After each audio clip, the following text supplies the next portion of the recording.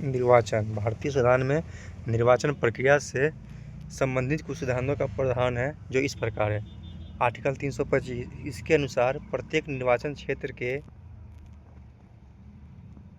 के लिए एक साधारण मतदाता सूची होती है, एक वोटर लिस्ट होगी जिसमें धर्म, मूल वंश, जाति, लिंग या इनमें से किसी के आधार पर पृथक या विशेष प्रतिनिधित्व के लिए कोई प्रावधान नहीं होगा। 325 में क्या होगा, प्रत्येक निर्वाचन क्षेत्र के लिए एक वोटर लिस्ट या मतदाता सूची होगी, लिस्ट होगी। 326 निर्वाचन जो होगा वयस्क मताधिकार के आधार पर होगा, अर्थात भारत को प्रत्येक नागरिक जो 18 वर्ष से कम आयु का नहीं है उसको 61वां संविधान संशोधन 1989 द्वारा 21 वर्ष आयु घटाकर 18 वर्ष कर दिया गया है, उससे मतदान में भाग लेने का अधिकार है। 326 में वयस्क मताधिकार और 325 में वोटर लिस्ट।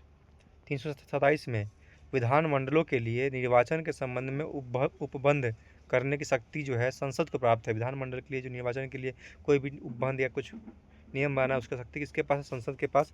328 किसी राज्य के विधानमंडल के निर्वाचन के संबंध में उपबंध करने की उस विधानमंडल को शक्ति प्रदान की गई है। राज्य का जो विधानमंडल है उसके निर्वाचन के संबंध में उपबंध कौन करेगा, तो उसका विधानमंडल को शक्ति प्रदान की गई है।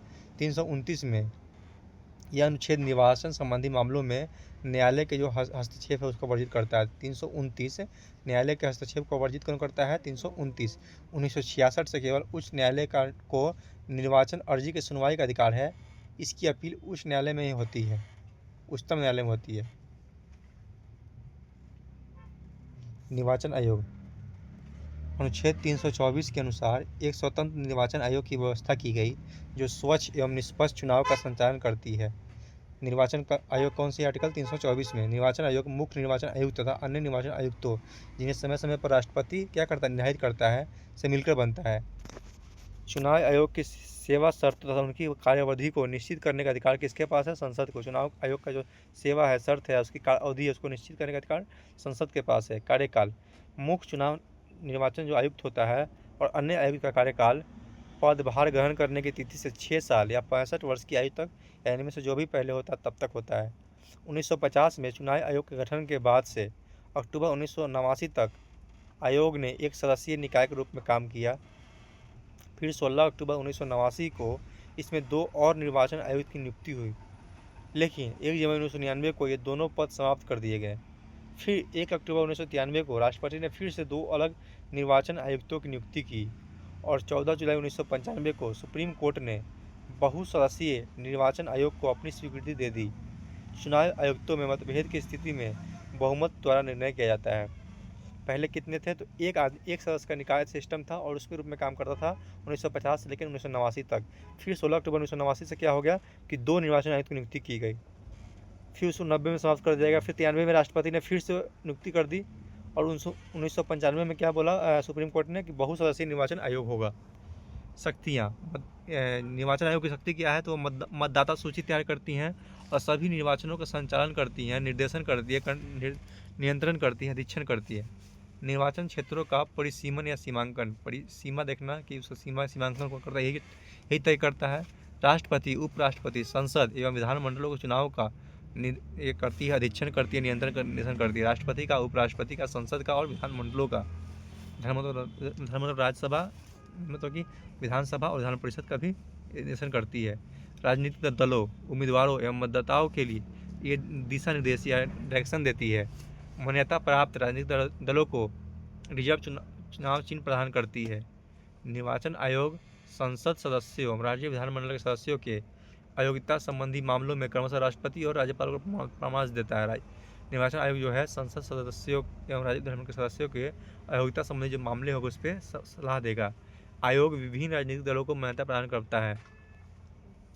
राष्ट्रीय दल के रूप में मान्यता कैसे मिलती है, वर्तमान में किसी दल को राष्ट्रीय दल का दर्जा प्राप्त करने के लिए निम्नलिखित योग्यताएं पूरी करनी होती हैं। यदि वह लोकसभा और विधानसभा के जो आम चुनाव में 4 या अधिक राज्यों में वैध मतों का 6% प्राप्त करता है। लोकसभा या विधानसभा का आम जो चुनाव होता है ना उसमें 4 या अधिक राज्यों में वैध मतों का, जितना वैध मतों का 6% से अधिक प्राप्त करता है, तथा इसके साथ किसी राज्य या राज्यों से लोकसभा में 4 सीट प्राप्त करता है। किसी राज्य से लोकसभा में 4 सीट प्राप्त करता है। यदि कोई दल लोकसभा में 2% स्थान पर जीतता है और उसके सदस्य 3 राज्यों से चुने जाते हैं। तीसरा, यदि कोई दल को कम से कम 4 राज्यों में राज्य स्तरीय दल के रूप में मान्यता प्राप्त हो। क्या क्या कंडीशन है कि उसको लोकसभा विधानसभा चुनाव में कम से कम 4 या अधिक राज्यों में वैध मत या 6% वैध मतों का 6% प्राप्त हो और लोकसभा में 4 सीट प्राप्त कर चुका हो। यदि कोई लोकसभा 2% जीता हो और सदस्य जो है 3 राज्यों से चुने गए हों, 4 राज्यों में राज्य स्तरीय दल के रूप में मत प्राप्त कर रहा हो। परिसीमन आयोग 84वां संविधान संशोधन 2001 के संदर्भ में परिसीमन अधिनियम 2002 द्वारा 12 जुलाई 2002 को परिसीमन आयोग का गठन किया गया।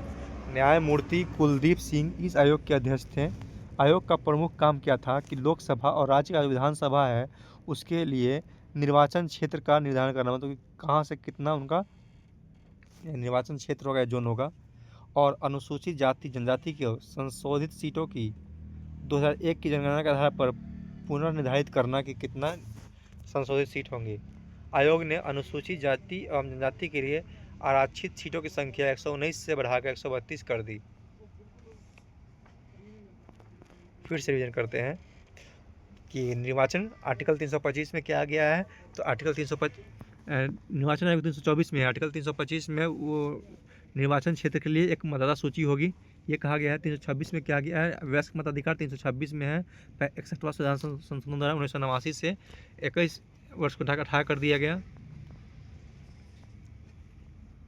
329 में क्या किया गया कि निर्वाचन संबंधी मामलों में न्यायालय के हस्तक्षेप को वर्जित किया गया है। और 324 हो गया कार्यकाल। मुख्य निर्वाचन आयुक्त का जो कार्यकाल होता है 6 साल से लेकर 65 वर्ष तक होता है।